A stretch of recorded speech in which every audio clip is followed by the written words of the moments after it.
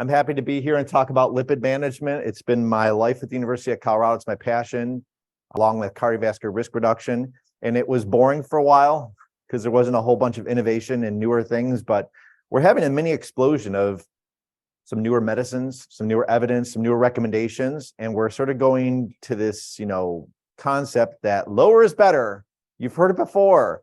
And it's sort of made a rise, and then it's sort of like got a little quiescent. And now it's sort of making a resurgence that lower is better for very high risk patients for cardiovascular disease. And my goal is to share with you some of that information. You can look at the learning objectives that were part of the postings. There's several of them that we will talk about. I'm going to structure today with sort of 3 sessions. So we'll take 2 breaks. It is the last day, so I know that everybody probably doesn't want to push it to the very last minute. And that's my goal, is not to push it to the last minute. We'll jump right in, being that it's Friday and everybody wants to probably enjoy the rest of the weekend. But why are you here? I guess that's a question only you can answer, but I'm glad you're here because this topic is important. Cardiovascular disease is not going away. It's been the #1 cause of mortality in the United States for, I want to say decades, but I should say over a century. I think the last time that something other than cardiovascular disease was the #1 cause of mortality was the Spanish flu. That was over 100 years ago, so a very long time. And if you look at our census data, it's not going to get better because what is happening, we all know this, we're keeping people alive longer because we treat cancer better, we treat cardiovascular disease better, but ultimately, if you look at cardiovascular risk factors, they're going to continue to grow over the next 40 years based on our most recent census data. So patients are going to be at risk for cardiovascular disease, making things like hypercholesterolemia and management to mitigate future risk of an event very important. If you just look at hypercholesterolemia, it does account because of what it does to a patient. Hypercholesterolemia increases your risk of having a cardiovascular event, and that's the costly part. It's not costly really in the broad scheme of things to treat high cholesterol. It's expensive to treat the consequence or the sequelae. So we really start getting into the perspective of preventing a first event or preventing recurrent events, depending on your patient. That's really quite important. And if you just look at opportunity, we know that there's a whole bunch of different cholesterol and lipid fragments that you can measure. And at the end of the day, the most important one, in my opinion, in the United States, based on our guidelines, is LDL cholesterol. It's the most atherogenic lipoprotein. If we were in Canada, we would say that it's ApoB, which is very similar to LDL if you look at what predicts cardiovascular disease, just that we measure our atherogenic lipoprotein using LDL cholesterol. Canada uses ApoB, which is similar to something called non-HDL cholesterol. All 3 of them are considered atherogenic lipoproteins. HDL is not atherogenic per se. That's the good one. It's the LDL that's the bad one. So that's a focus of our energy and intention. And there's a lot of patients that have what I consider definitively too high of an LDL. Now, this number is variable and depends on how high risk your patient is for a cardiovascular event. But I think every population, something that's 130 or higher is considered too high. Doesn't mean everybody needs a drug, but it means that efforts to reduce that LDL should be enacted at that level. Some people, we want their LDL less than 100, less than 70, or even less than 55 now. So 130, that's definitely higher than that. And there's almost 70 million Americans that have an LDL of 130 or higher. So there is opportunity. The American College of Cardiology has really tried to promote cardiovascular health. And they've had what's called their 7 approaches to staying healthy. They've actually added an 8th one, which is appropriate sleep. That's nice to see. So we all know the importance of having a good night's sleep. So that if you hear about the 8 now, the 8th one is the sleep component, having quality sleep. But these 7 are never going to go away. And they do relate to hypercholesterolemia, but I do want to be holistic at this point because I know there was a lecture yesterday about obesity management, and that's really important because it's part of this 7.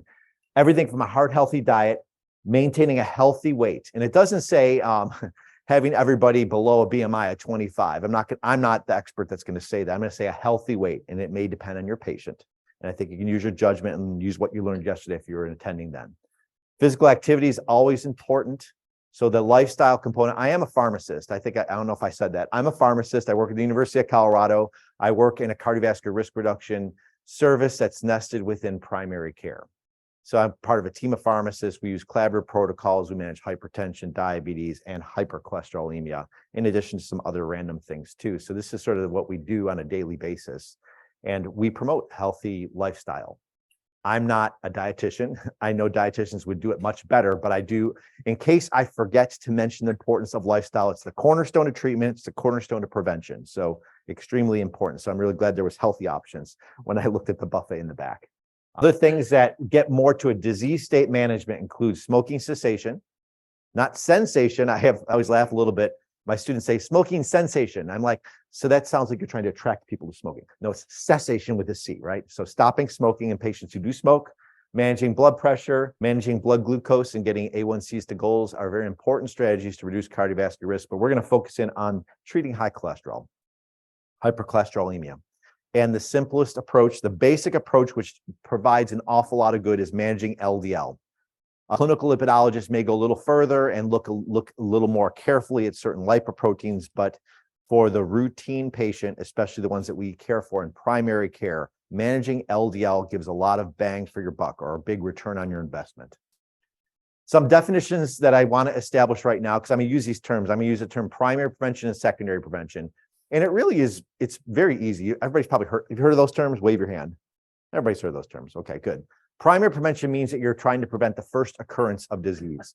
In the context of hypercholesterolemia, we're not trying to prevent having high cholesterol, we're trying to prevent the consequence. The consequence of having atherogenic LDL being too high is the risk of what's called atherosclerotic cardiovascular disease.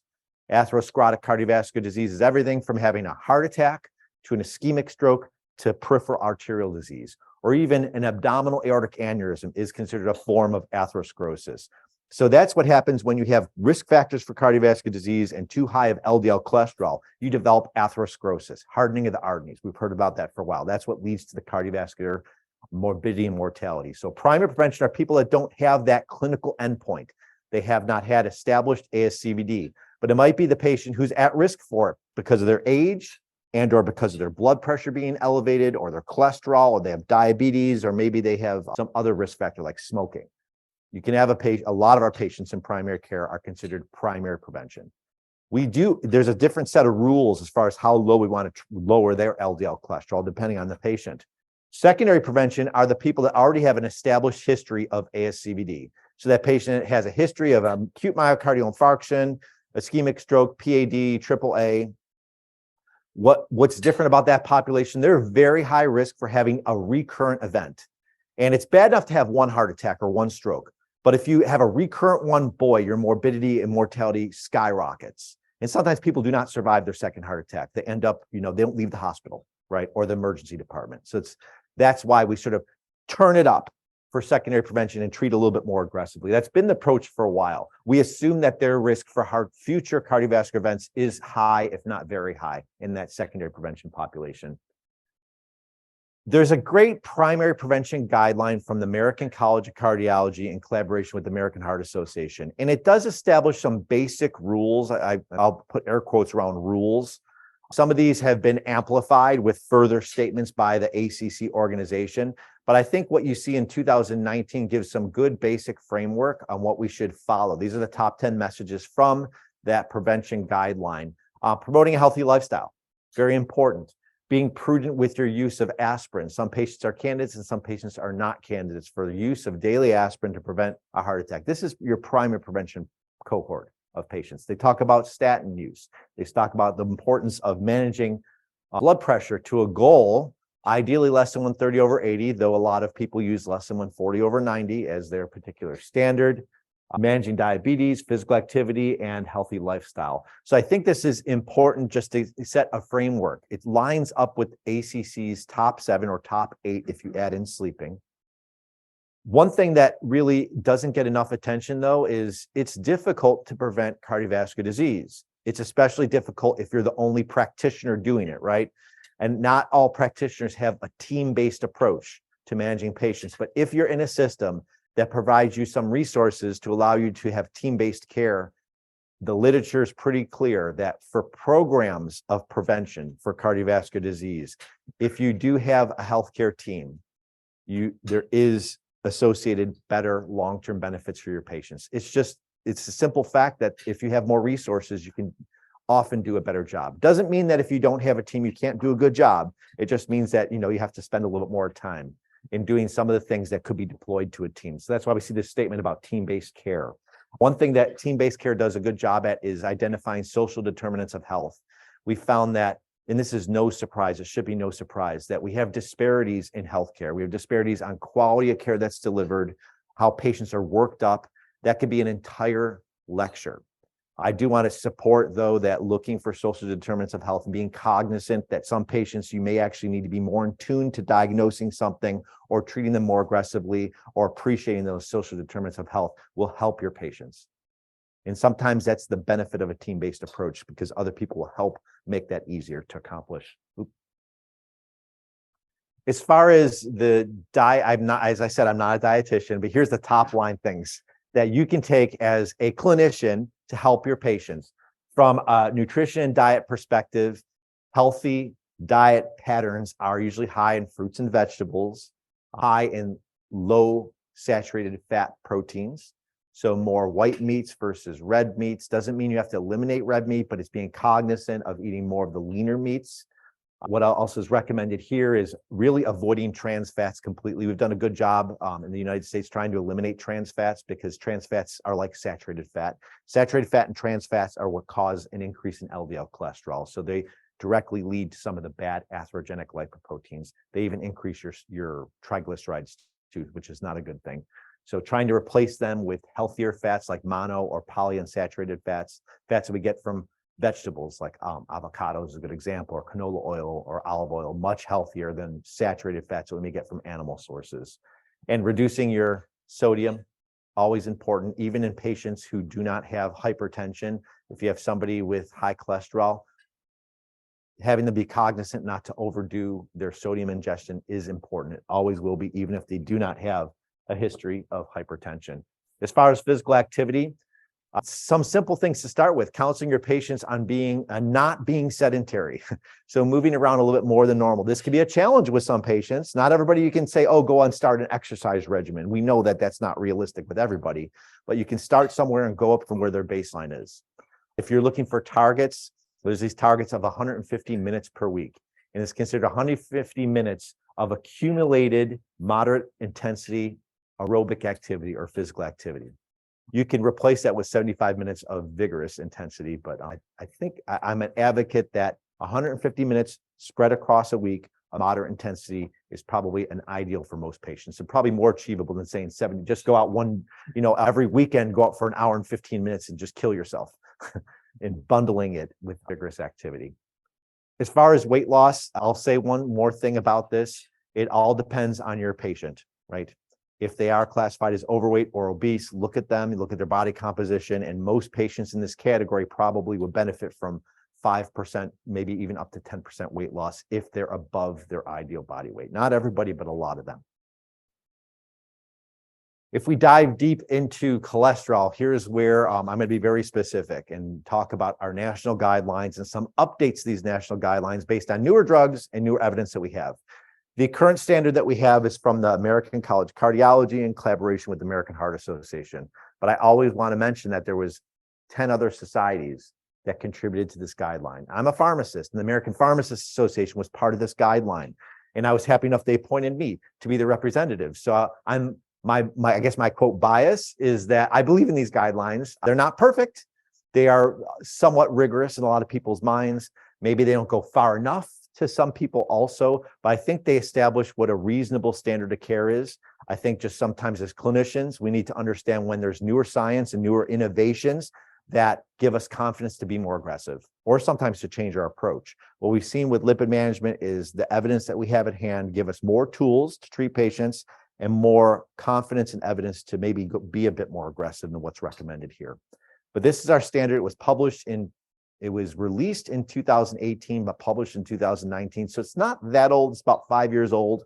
There's not current plans to update it yet. So it's going to be with us for a bit longer. This does establish a good foundation of what we should do. As far as the way that these guidelines are always outlined. So who's read a guideline by the ACC group, American Heart Association, or American College of Cardiology, anybody? If you only a few people, so let me orient you. You're going to see usually long documents. They've gotten better. They actually give you some of the real guts of what their recommendations are in their synopsis. But what you'll see is a lot of background information and a lot of recommendations. Here's the key, though, to interpreting the recommendations correctly. They'll give a statement like, patients should be treated with blank if blank. That's nice to get a sentence on what you should do, right? Or what is best practice. But as a clinician, you can look to two things that give you further insight to that recommendation. You can look at the classification and you can look at the level of evidence. The classification, which there's always a classification tied to any recommendation, is basically the confidence in that recommendation of how much benefit outweighs risk. So ideally, you'd like to see green recommendations, which are strong recommendations, which means that benefit clearly outweighs risk by a high magnitude. Sometimes we have recommendations that are considered weak, class 2B recommendations, not class 1, the green ones, but maybe the ones in orange. And that means that it's a recommendation to do something, but there's an acknowledgement that benefit is close to risk.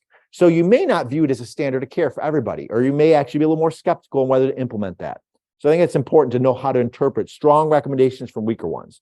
Then there's some red ones which say things not to do, either because they don't work or they hurt people. So keep that one in mind too. So it's nice to know the classification, but also there's a level of evidence. How much information contributed to that recommendation? It's an A, B, or C. A is the best, C is not the best. C might be expert opinion. And sometimes we do have recommendations that are expert opinion that are important, that are maybe not based on evidence.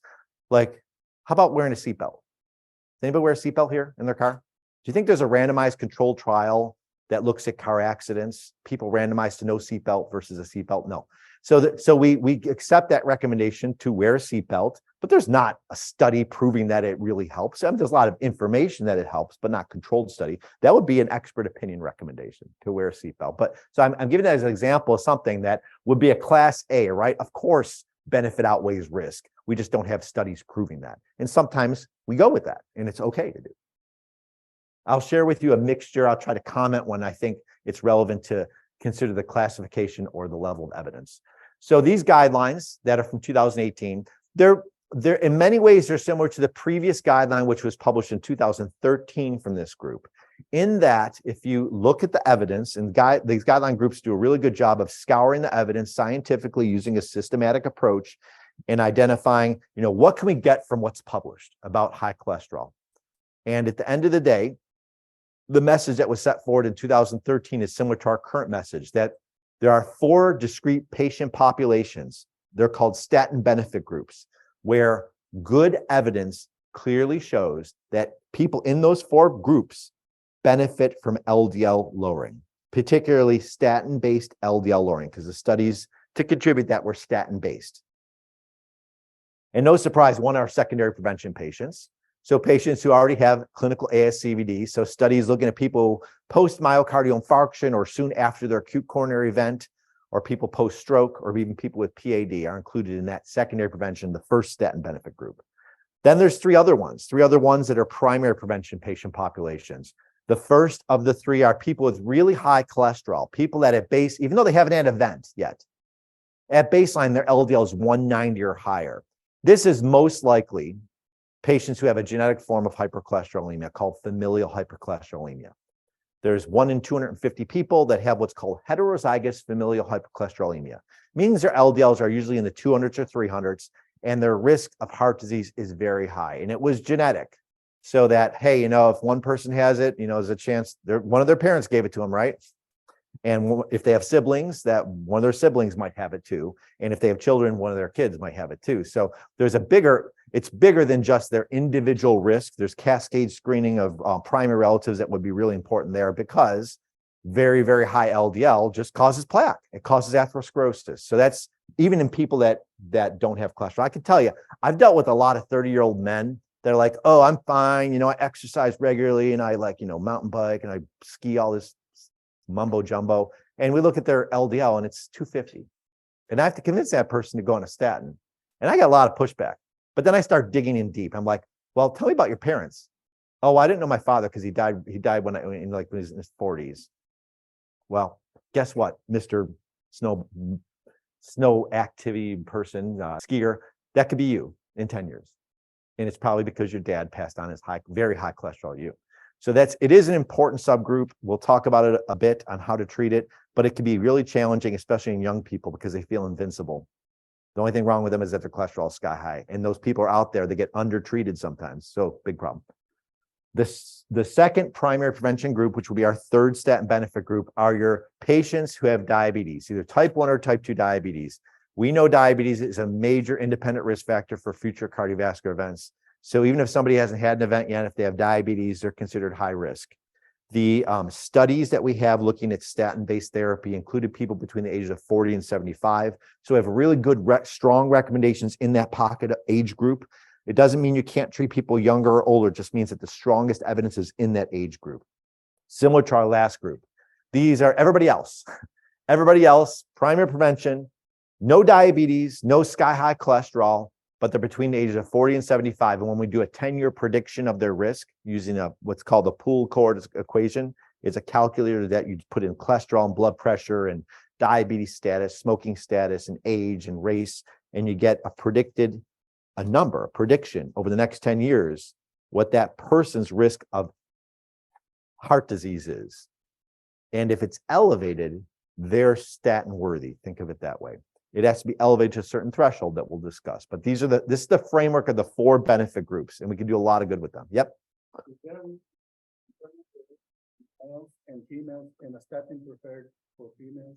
Is there a difference between primary prevention between men and women and statin? The last part was statin benefit. Yeah, like certain statins. Yep. Benefiting women, not, men, obviously, anything can happen. So 10 years ago, I'd say we don't know. Now we pretty much know. There's been enough data, recent data, even in primary prevention, looking at men and women. It does look like women benefit equal to men. There's not one preferred statin that's better in a woman versus another one. It's just that women develop the threshold of when to treat a little later in their life.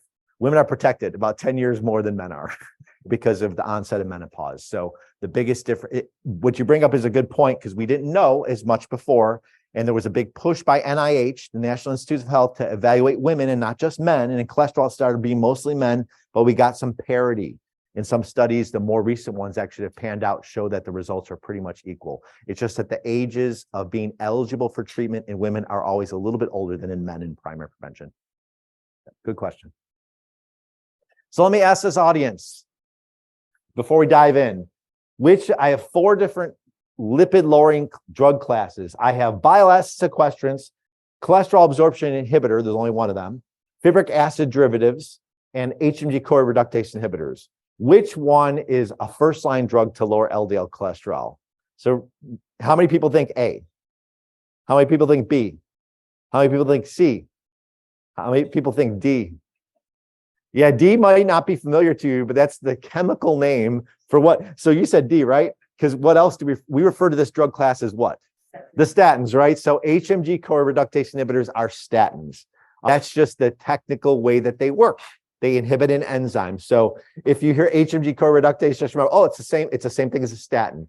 And that is, and I know when I say statin, it makes some clinicians smile, but it makes some clinicians sort of roll their eyes, because it is not because they don't necessarily believe in statins. It's because of what they hear from patients, right? If you want to, scratch the chalkboard to some patients, say statin, and they'll be like, oh, no, don't do that. No, but when they don't know what they don't know, right? They have misinformation, and we will talk about that. But statins will they'll always be first line, because the data are so strong with statin therapy. We can't overcome it. Every study that we do is either in people who refuse statins or on top of statins. So it is the standard of care. And I don't ever see it really going away as a first step or a first recommendation.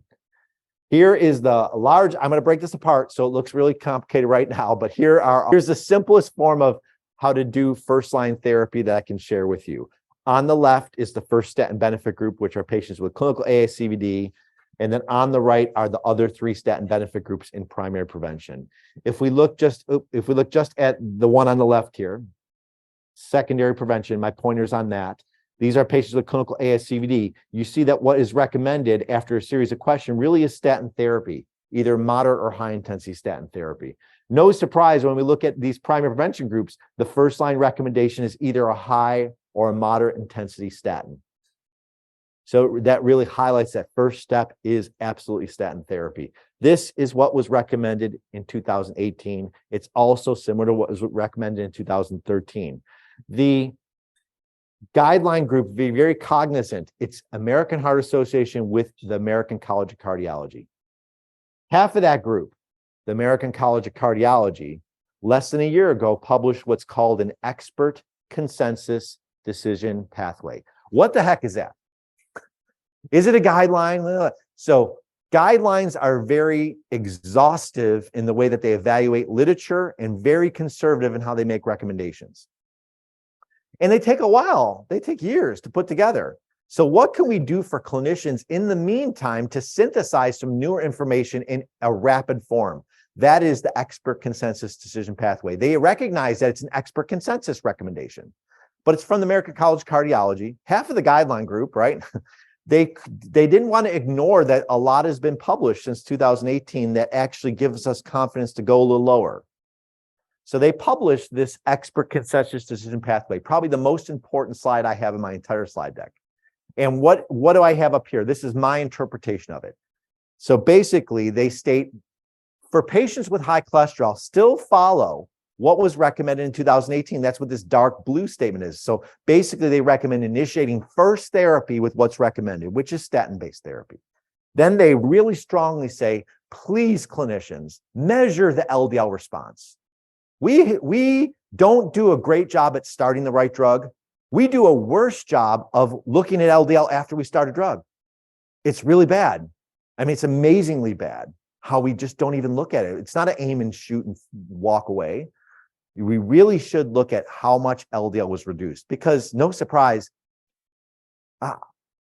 do patients take their drugs always? No, they don't. And how do we know that? Well, we can ask them. We can say, do you take your medicines? What are you going to say? Oh, yeah, I do. Do you miss a dose? No, you don't. No, I don't. But what's a better way of looking at whether they're taking their meds? Look at their LDL. If somebody's on a high intensity statin, their LDL goes from 150 to 140. You think they're taking it? Probably not. Or at least they're hypo-responder, right? So looking at LDL is really enforcing this as the second step. Look to see if you've gotten to your desired percent reduction and your threshold, which is the number that you want to achieve. I'll come back to both of those. And after that, this is where the expert consensus kicks in. They state that, evaluate your patient, and if they are at their LDL goal, great, no problem. Then maybe go to the right and look at their triglycerides to see if you can reduce the residual risk. We'll talk about triglycerides too at the latter part here, but starting with a statin and looking if you've gotten your sufficient LDL lowering is really a very important thing.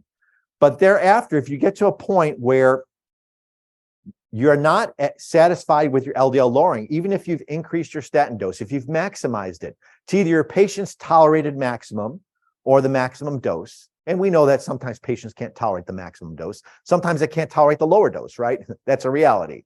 So when you maximize your statin, either by going to the highest dose or, if a patient's intolerant, you have to choose something else.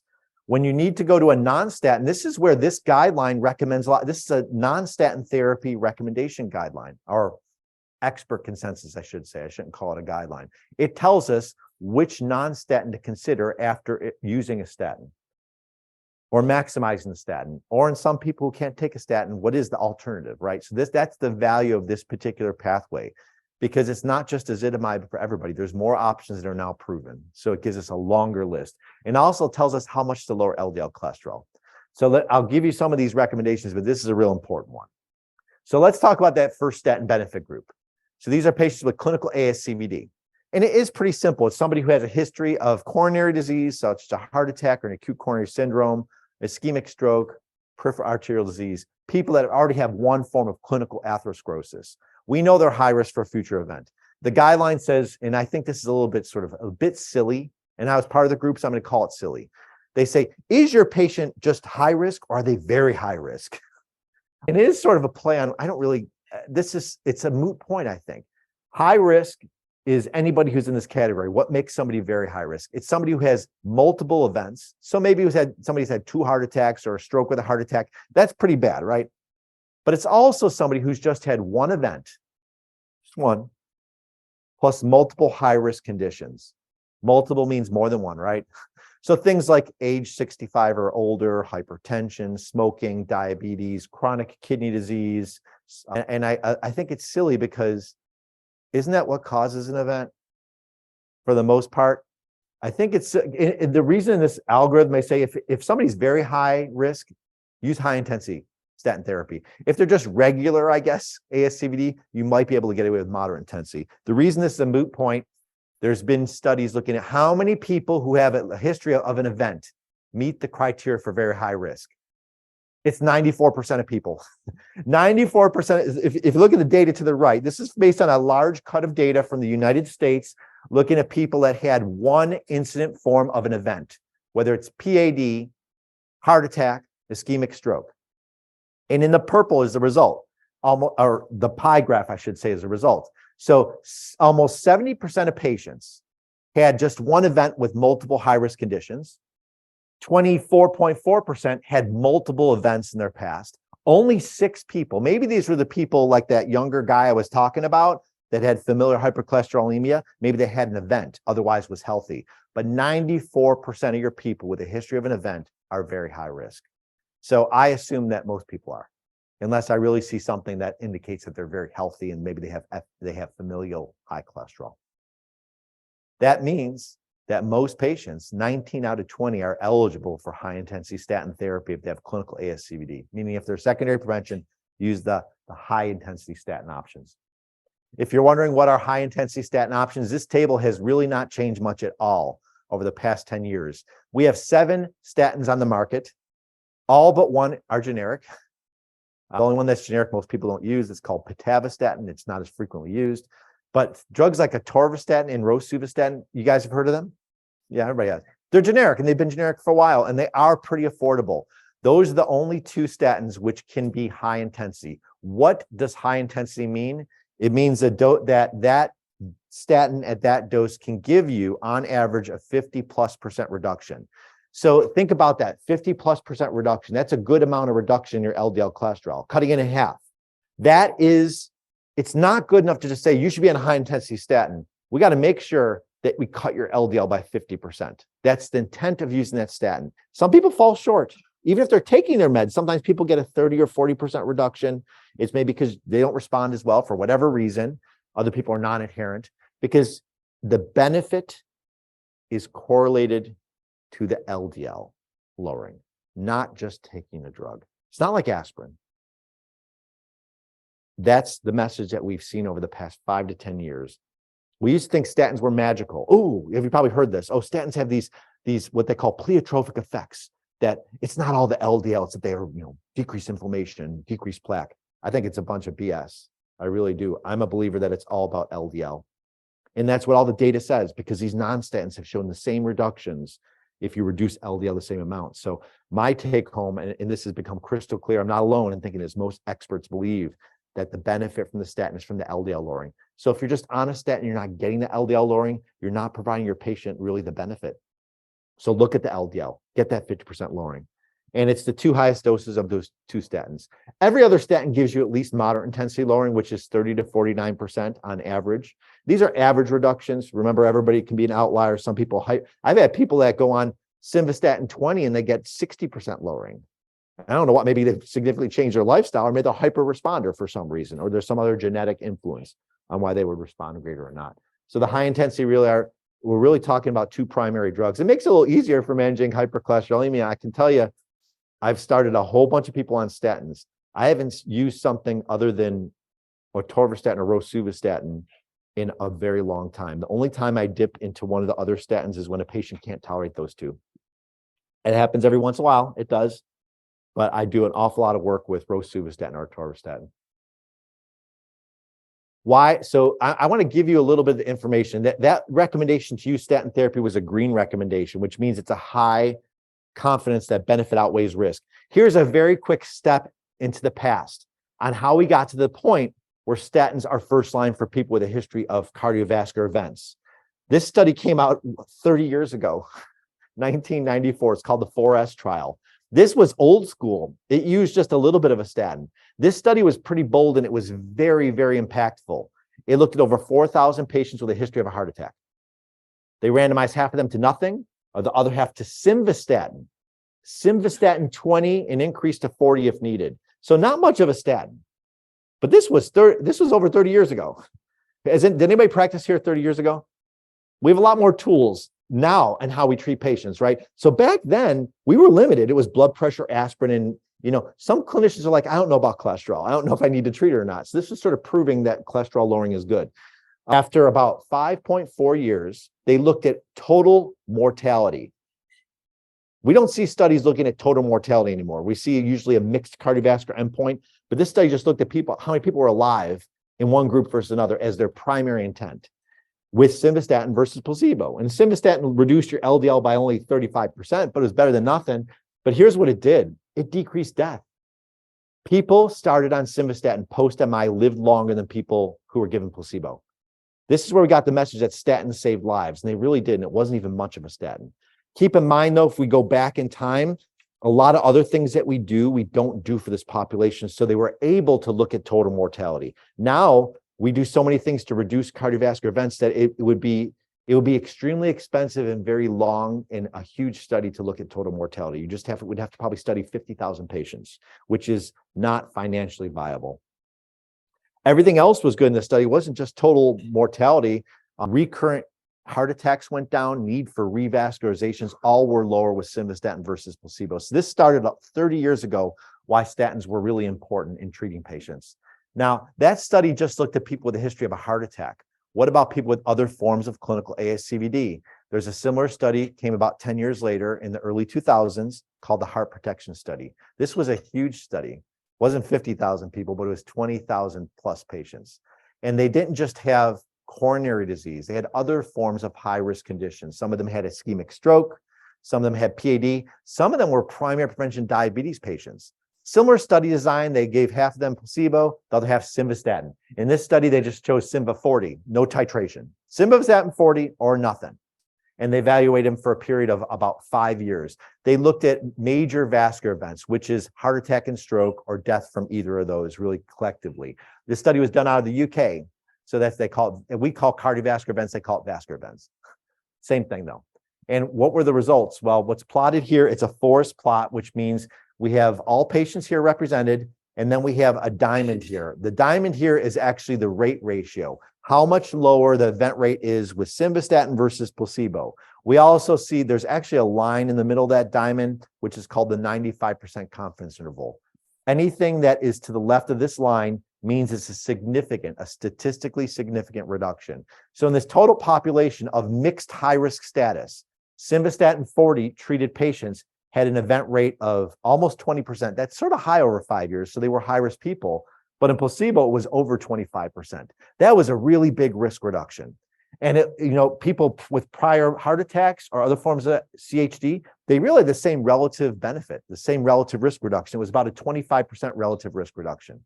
Highly significant. So this tells us it wasn't just post-MI patients, it was other high-risk people that benefited from statins. They broke apart cerebral vascular disease, peripheral vascular disease, diabetes. All of them benefited similarly from a relative risk reduction. They even did one step further, and this I think is really something that we take for granted now.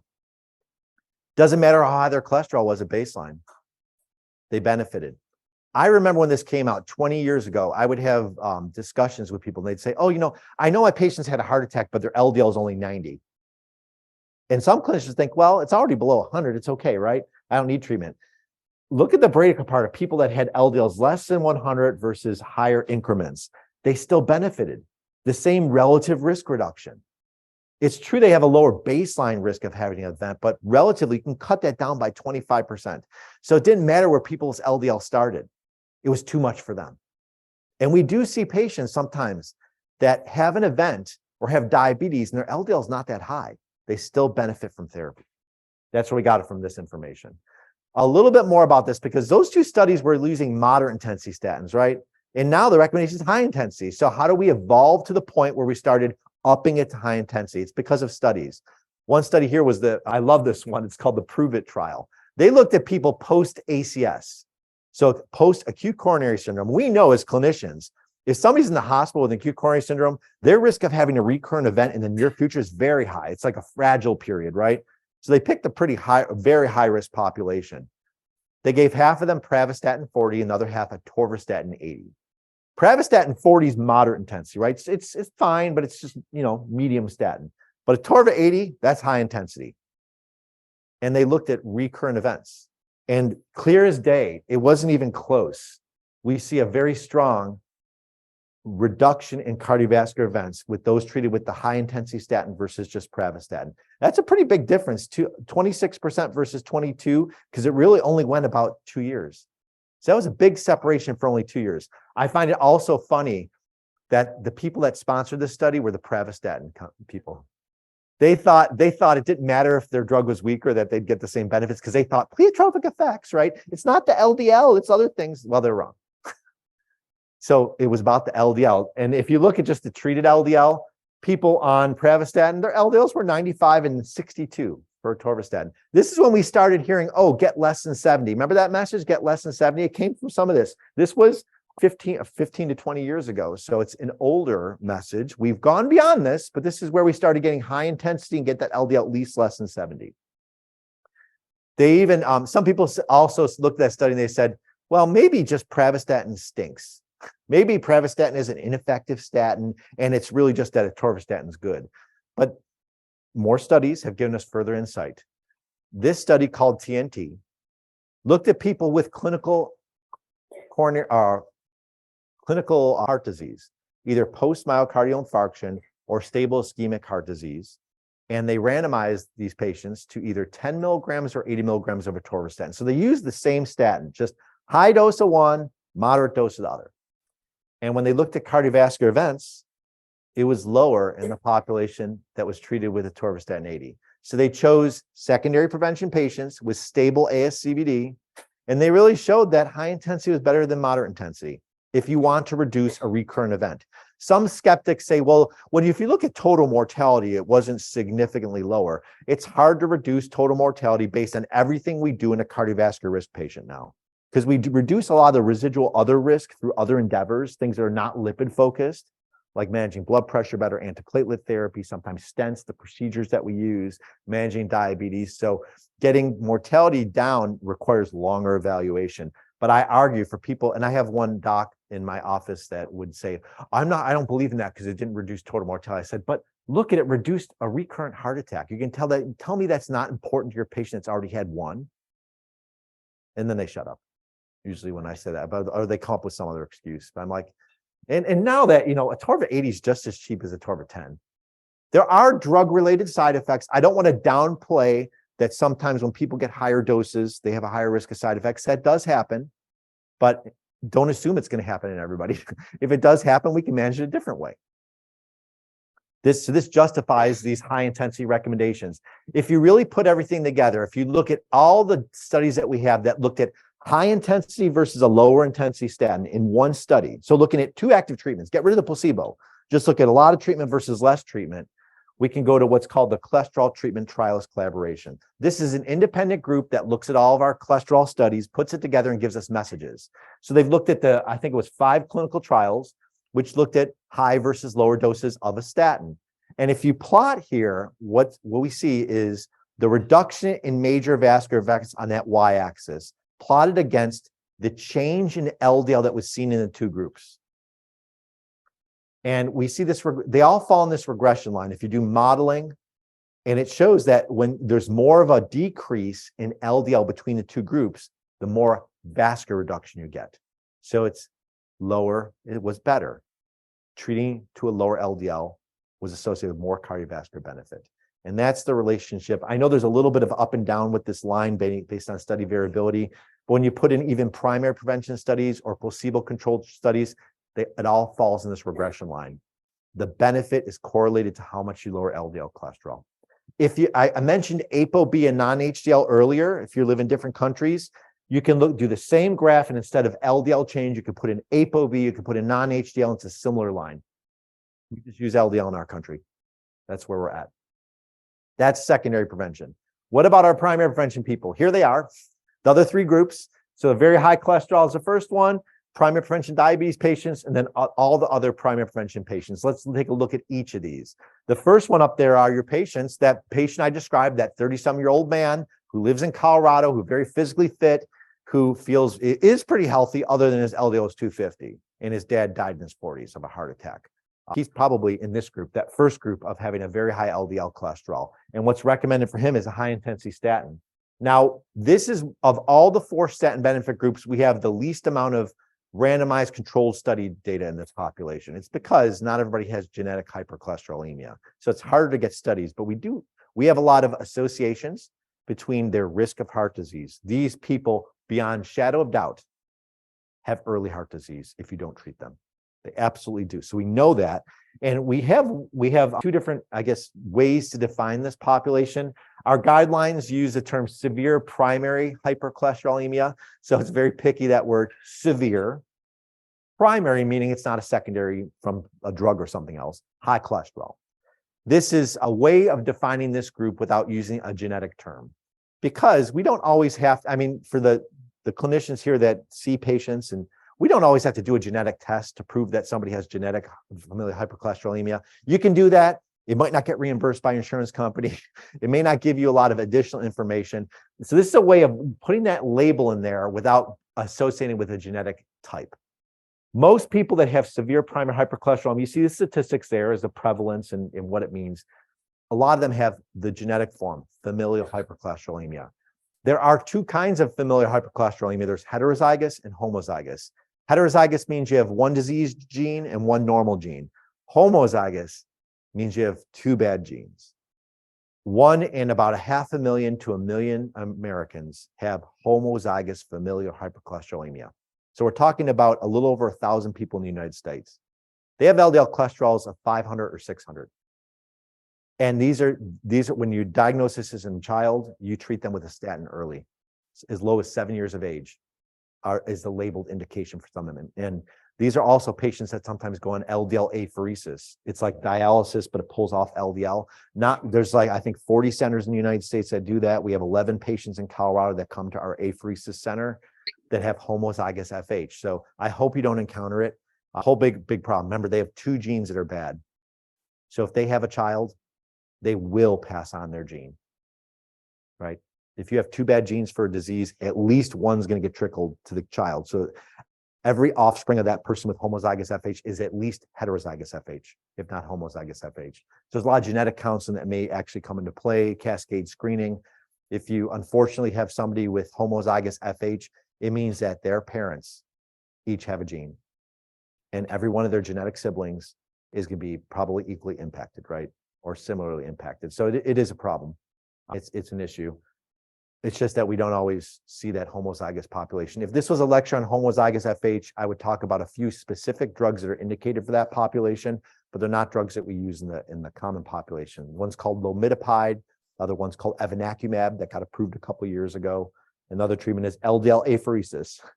Does anybody have a patient on LDL apheresis? I've seen a lot of patients with heterozygous FH. Their LDLs are in the 200s or 300s. Anybody seen an LDL in the 200s? You've seen it. I've seen in my entire career 1 patient. I worked at Kaiser Permanente, and we sent off a lab, and it got sent to me as the clinical pharmacist, and the patient's LDL was 600. We sent him to the university, and it was a teenager. I don't know why they checked the class. I'm glad they did, but the kid was adopted. The kid didn't have a clear family history. I think they were adopted, or there was something there, so we couldn't do the cascade screening, but we sent them to the university, and they went on apheresis because LDL it was 623. I remember I'm thinking, is this that we repeated it, right? Thinking it was a lab error, but it wasn't a lab error. The best study that we have that is pure, meaning placebo controlled, was called this Westiscotton study. It was a minimal study. It wasn't even that big. The patient's baseline LDLs were 192 in this trial. A long time ago, this was published in 1995, double-blind trial. Half the people went on placebo, half on pravastatin. Pravastatin didn't even lower LDL all that much. It lowered LDL about 26%, I think it was, but it did have an associated risk reduction of 31%. It was significant. It's hard to study. If you're a patient with heterozygous FH, I'd never put you on placebo. So we're never going to see placebo-controlled trials because it would be unethical. Because I can't convince somebody. I would never sign that informed consent because it'd be admitting that they're wrong, right? You should treat this population very aggressively. So we're never going to have perfect data, but we have very strong, high confidence recommendations to treat aggressively. And plus, as a clinician, If somebody's LDL is 200 or 300, don't you want to cut it at least in half? I'd want it to be much lower, right? 300, that's pretty high. And I have seen people that high. Okay, now getting in a little more common things.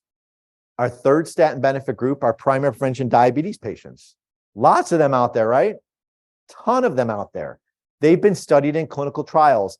I cringe a little bit when I see the age group of 40 to 75, because that used to be the common age group of people that were at risk for diabetes back 20, 30 years ago. Now we know as clinicians that people can get diabetes in their 20s and 30s, type 2 diabetes or type 1 diabetes at any age, right? So it's not perfect, that age group, but that's where the studies were conducted. So we have strong recommendations in that group, and then you use your judgment if people are older or younger on what you and your patient collaborate to determine as a treatment plan if you're not in the age group. But what data do we have to support this recommendation to use either moderate or high intensity statin therapy? Now, if you look at that recommendation, moderate is green, meaning class 1, high confidence. The high intensity option is yellow. It's a 2A recommendation. It's considered a moderate recommendation. It really is because the data that we have available really used moderate intensity statin therapy. We have good prediction data that the more at risk your patient is with diabetes, the more cardiovascular risk they have, that they probably benefit from the higher intensity option. But here's an example of where at least do moderate intensity, because that's very, very strong. And then as an option, you can go up to high intensity statin therapy. There's a little bit more guidance on this, but that's the core recommendation for primary prevention diabetes patients. And the data that we have available, it's not new. One study is called the CARS trial. This was a nice study because it looked, and this was a while ago, these are all like not new studies, 20 years ago. The makers of atorvastatin sponsored this. They said, oh, we have a lot of primary prevention patients with diabetes that don't get aggressive cardiovascular risk reduction, but we know that's a major risk factor. So they had to prove whether statin therapy is effective. They looked at almost 3,000 patients with type 2 diabetes and another risk factor for heart disease, whether it be hypertension or low HDL or smoking or something like that. And they put half of them on placebo, the other half on atorvastatin. And they started off with LDLs about 117. And at that time, back 20, 30 years ago, an LDL 117 wasn't exaggeratedly high, right? Now we know, I want it less than 70, to be honest with you. But they put them in this study and they reduced cardiovascular events. Significantly, it was a 36% relative risk reduction. We see a good separation in those curves. If I didn't mention this before, but whenever I have this statistic box that pops up, the number needed to treat is also in the bottom there. If you're not familiar with the number needed to treat, it's a way to interpret the data. It tells you how many people need to be treated with the drug to prevent one of the events. A number needed to treat of less than 100, if you have a good endpoint in general, is considered clinically significant. So everything I've showed you thus far has pretty low numbers needed to treat, like 20 to 30. So a good bang for your buck or good return on investment clinically, I would say that way. So this really proved that some statin therapy is good. This trial was stopped early. It was supposed to go 5 years, but it was stopped early because there was clear benefit. You see those curves separating, right? They're not going to collapse back on each other. And they had to stop this study early because they had to offer the placebo people benefit treatment, right? They had to say, oh, we proved our concept. And as a placebo person, we need to now offer you the treatment because we know it's good. So that's what happens in studies sometimes. They stop early for good reasons. I also want to state that we do have data in type 1 diabetes. That previous study was type 2, which clearly, we see a lot of patients with type 2 diabetes. We know they're at risk for heart disease, but we sometimes forget about our type 1s. They do have a risk for heart disease. It just takes a little bit longer to kick in. They're saved by about 10 to 20 years for that cardiovascular risk, but it does accumulate over time.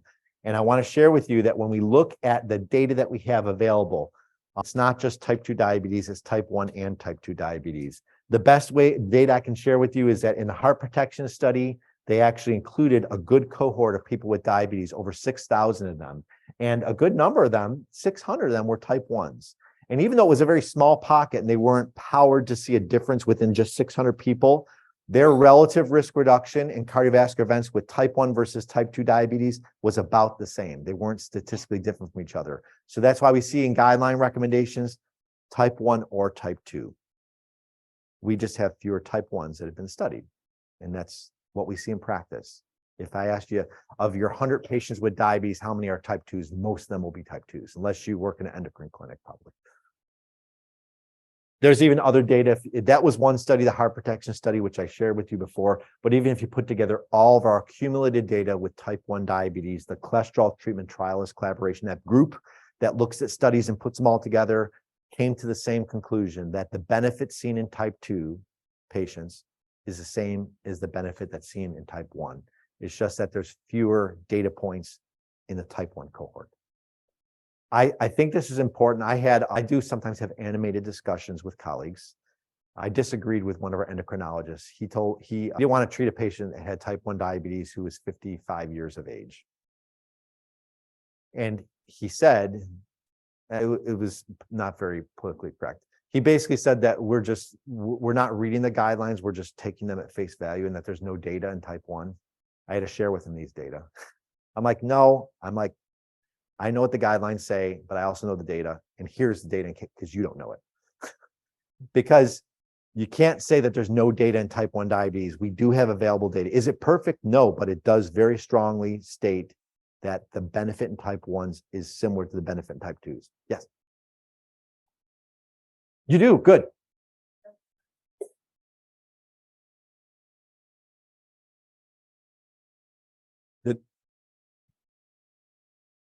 Yep.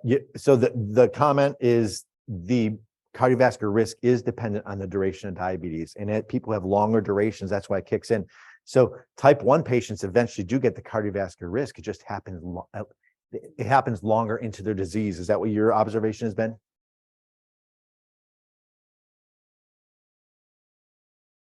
I know. Do you treat them?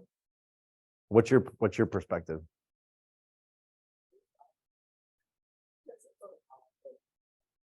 So they probably do treat them, right? At 40. And you know that, and I'm okay with that. This guy I was talking about was 50 in his 50s. I'm like,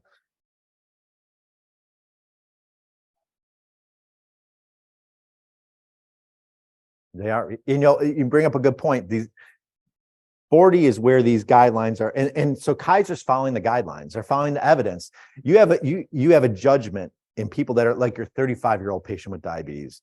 You can choose to treat or not to treat. And I don't think it's it's not a black and white. It depends on what the patient is interested in, maybe the duration of the disease or other risk factors that are present.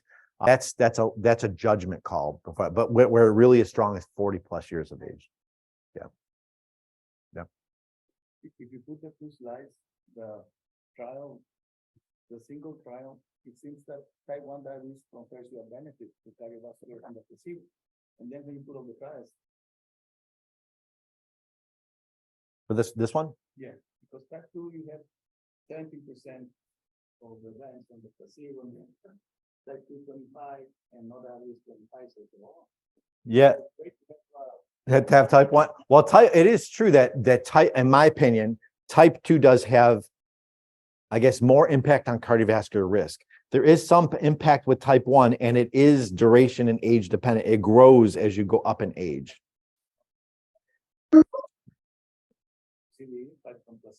Yep. It's type 1 26 against type 2 18. Yes.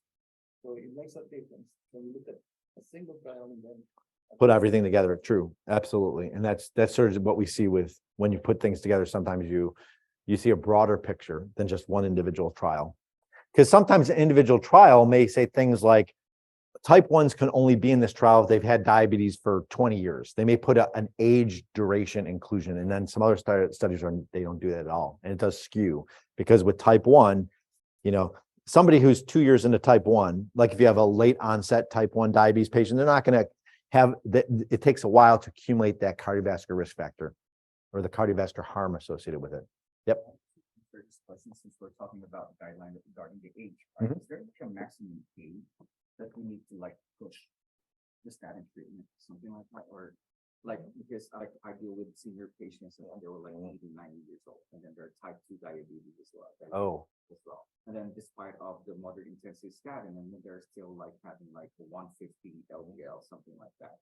That specific age group, more than 75, are still going to follow that high intense, something like that. Because if you use the ASCVD calculator, with the result, there's a statement there people above 70, Yeah. more than 70 years 70. old, like there's no benefit of statin therapy, something like that. So yeah, that's a hard one to answer. I will answer it. So here, what do you do in primary prevention patients? Not secondary prevention is different, but primary prevention patients when they get to above 75, because that's outside of the range. What do? Do you deprescribe the statin? Do you, everything, what you see in these guidelines from 2018 say, if you have a patient that's, when you balance their long-term life expectancy, if you look and they have 3 to 5 years to live or less, then you may consider deprescribing. If they have a longer extended life expectancy, then you may consider continuing. These are weak recommendations, so they're not based on good evidence. I will say a few more things though.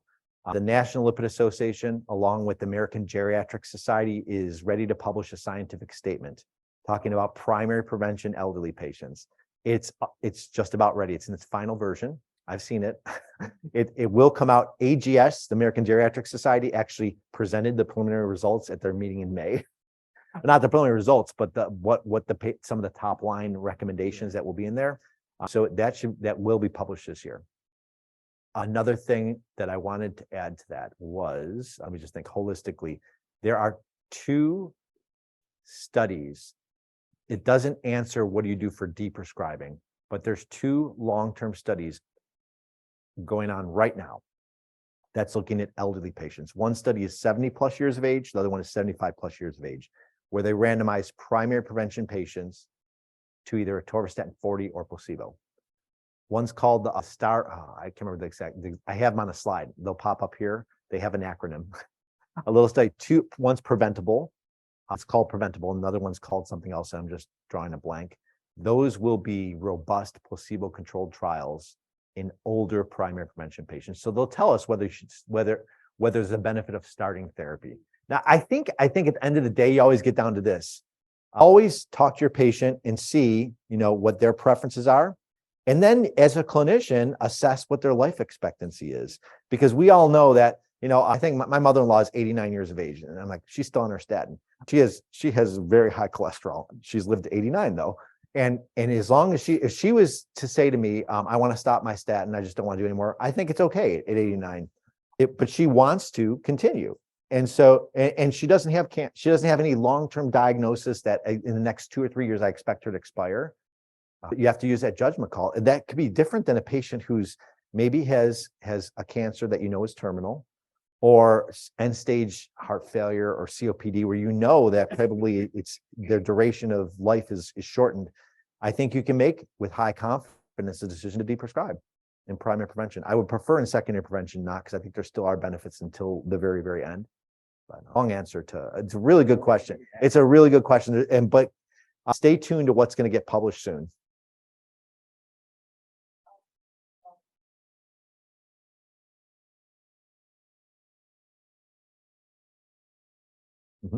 So would you assess risk for side effects? Absolutely. That's part of the equation, right? If people are more frail, because actually smaller and frailer is a risk factor for myalgia anyways, right? And some people may, yeah. So I found a lot of people sometimes if they've been tolerating with a statin, they usually don't develop like the muscle symptoms if they've been on it for a very long period of time. It's more like earlier in the disease that they're more rememberable to them. And it is really hard with older people because sometimes they don't, they don't move around as much, just because my mother-in-law is 89. She doesn't move around like she did when she was 79. So, but assessing for side effects is very important. Interestingly, if you look at one side effect, which are statins, which is new onset diabetes, it seems as older people really don't have that increase in new onset diabetes. It's more in people between the ages of 40 and 75 that have that risk. And that's commented on in the AGS statement that will be coming out. Yeah, and we will talk about it. So I'm going to put that a little bit on the back burner because that's a real sort of a loaded gun. If you're going to see it, you're probably going to see it within the first year, though. It's not something usually it comes to surface. It's small, and it probably is just bringing people to that diagnosis a bit earlier. They were probably going to get it anyways, is what a lot of our data says. Yep. Yeah, and anecdotally, in my practice, 30 years ago, I started 200 obese significant children. This is the other aspect of life. And I found that about 30% of them, they had microalbuminuria, HSCRP, and the nephropathy, about 3-4%. more than 300 milligrams of albumin. Back then, we didn't have too many PD endos, so I called Dr. Steve Ponder. I think was one of the PD endos in Texas, and he had a big group. And I told Luke, Steve, I found him to check for microalbuminuria on these children. And I called Steve 6 months later, go, Steve, what are you doing? And he said, nothing. What do you mean? We got with an nephrologist, we got with the expert, we cannot offer anything. So the local health department asked me to do a diabetic hypertensive dyslipidemia clinic on children. And back then, like we only have like ARBs indicated for children, statins indicated for children, but we started to see an impact and regression of these markers. So obviously, also if you start at an early age on high risk groups, you're going to have an impact on the future. Fortunately, I sent it as a rapid response in British Medical Journal, and it got published. Oh, good. Awesome. So the comment here for those people on Zoom, it's a story about one of our clinicians here that sees pediatric patients and was doing some screening and picked up that a cohort of these patients, the young patients, had albuminuria, which responded to therapy, and that there were some long-term benefits. So good story. And that was from lipid screening? Yeah, because you look at their kidneys to rule out secondary causes. Get away with everything. Yeah. So I used to do fibrinogens. Oh, okay. I love it. Lots of tests. Did I see a hand up over there? Do the providers that I work with order CT scans? Yep, like the coronary artery calcium. Yep, coronary artery calcium measurements. They do in this group. In some people in this group. So the question here is about coronary artery calcium measurement, which basically you might consider in your primary prevention patient, not diabetes, not very high cholesterol, not ASCVD or anything like that. But if you have a primary prevention patient, you're not sure whether to treat or not. You can actually scan to see if they have calcifications in their coronary arteries, to see if there's brewing subclinical atherosclerosis. And that will be appropriate in this statin benefit group. What is this statin benefit group? It's everybody else between the ages of 40 and 75 that when you look at their 10-year risk score of ASCVD, if they're 20% or higher, they're statin worthy. If they're very low, meaning less than 5%, you don't need to treat them. But you may have somebody in the ambiguous range, which is the range you're talking about, between 5 and 19.9, where statin therapy may be recommended if there's other things present. What are those other things that are present? They could be, they're called risk-enhancing factors. Things like albuminuria, family history of early heart disease, their LDL not being 190 or higher, but being close to that, between 160 and 189, people with a chronic inflammatory condition like rheumatoid arthritis. These are all things that we know are bad for people, but they're not in the risk calculator. Another one is the coronary artery calcium score.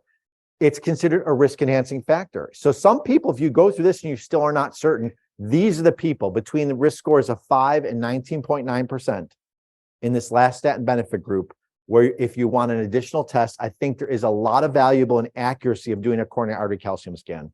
I'm a believer in that particular scan when you're not certain whether to treat in this group. Because if you have calcifications, it shows that's early atherosclerosis. And you get that from a CT scan. Yeah. Albumin-creatinine ratio is also a good early marker. Which one? Albumin-creatinine ratio. Albumin-creatinine ratio, absolutely. And in here, that is getting into one of the additional ones here is chronic kidney disease. It doesn't have to be a low GFR. It could be with albuminuria too. So albuminuria also, you're right, is definitely an early predictor of vascular damage, right? It's more sensitive than albumin. Especially in young kids too. Yeah. Yep. The data that we have in primary prevention is pretty strong, actually. So this gets, as I shared with you, it was a recommendation that was a green one. And why green? Well, we have a ton of data. Do you guys remember lovastatin? Do we still use lovastatin? No, really. One patient is still on it. We have these stragglers that are maybe on lovastatin. It was a first statin. It's okay. It gives you low to moderate intensity reduction. You have to give it with food. That's one of the limitations of it. It has a lot of drug interactions of all the statins. But, it's proven. This is a big study. Over 6,600 patients with low HDLs were evaluated. Half were given lovastatin, half placebo. And in this study out of the Air Force, published 20 plus years ago, they showed that lovastatin therapy reduced cardiovascular events in people who are primary prevention, but their risk factor was low HDL. which we know is a major risk factor for heart disease. And here's proof that that population benefited from a statin. We saw similar things in another study called ASCOT. Instead of low HDL, this study looked at people with hypertension. We know hypertension is a major risk factor, right? And they looked at a big group, 10,000 people. Half of them went on just a little bit of atorvastatin. The other half went on placebo. These were primary prevention patients with hypertension as their primary risk factor. And they benefited from the statin. It was a pretty good reduction. Relatively, it was 36%. We're seeing lower event rates, right? This study only went about 3.3 years. It was stopped early because there was benefit. So we don't see huge numbers here because the study was stopped. But as time goes by, there will be more and more events. But this did prove that a little bit of a statin actually was beneficial, justifying that moderate intensity recommendation. There was even, I think I heard a mention of an inflammatory marker, HSCRP, right? HSCRP, if you haven't heard about it, it's a blood test that you can do that many people, it's not, I don't think it's as good as a coronary artery calcium scan, but it's a blood test that looks at low-level inflammation. And a lot of people believe that low-level inflammation is a marker of subclinical atherosclerosis that will develop. This study looked at people with that primary prevention patients with pretty good LDLs. They're all less than 130, but they had high HSCRP. These people, big study, almost 18,000 people, half went on a statin, half went on rosuvastatin 20, which is high intensity. And there was a huge reduction both in LDL, HSCRP, and a huge reduction in cardiovascular events. A 44% relative risk reduction. That was a big drop. And it really is, and it's bigger than the ones I've showed you before because this cut LDL in half.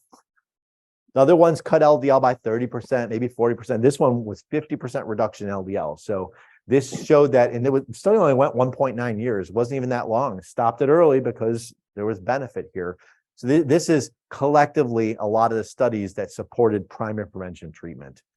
I do want to get, before we break, I want to get to this one. This one's really important, and most people don't talk about it, but it's about diversity. We asked about men versus women. We were at a point once where most of our studies, it was 90% white men. And we know that's not good, right? We know that doesn't give us a full picture. It's against what NIH wants as far as looking at all of our American population. There's one study, and it came out not too long ago. So this was 2016. This was incorporating the guidelines called the HOPE-3 trial. Nothing magical. They looked at primary prevention people, placebo versus rosuvastatin 10. And guess what? The statin was good, right? But here, and it reduced events. Here's what I think is really important. Almost half the population were women. So do we have data in women? Yes. It was similar results, men versus women. But here's a study where the numbers were almost equal. So that's, I think, a value of this. Also, it was the minority population here were white people, which is good because we want to see more. We have plenty of data in white people.